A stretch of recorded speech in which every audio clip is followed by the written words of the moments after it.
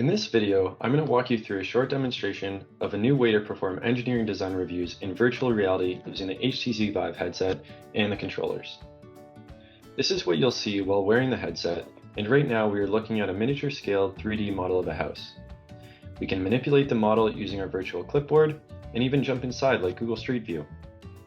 The mini 3D model has now instantly transformed into a life-size environment as if we were really there.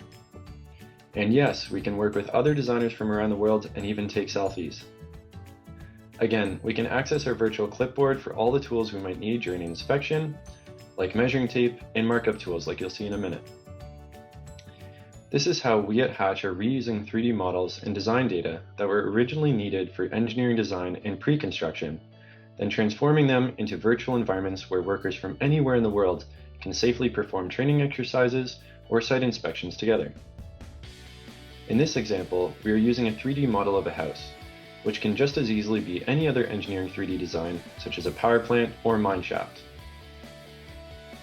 And the main advantage of performing engineering design reviews in virtual reality, other than worker safety of course, is that you have access to all real-time data at your fingertips during the inspection, and all these markups can be also viewed in real time by your colleagues on their computers.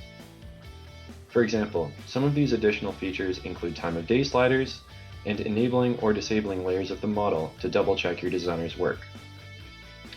Of course, we've also developed all other features that you've gotten used to in your VR games, like flying around and teleporting to different locations within the site. This can be useful if you want to see an aerial view of your worksite, just as we saw in the beginning of this demo. Well, I hope you enjoyed this video, and stay tuned for further updates on how we can continue to use technology to make the world a better place.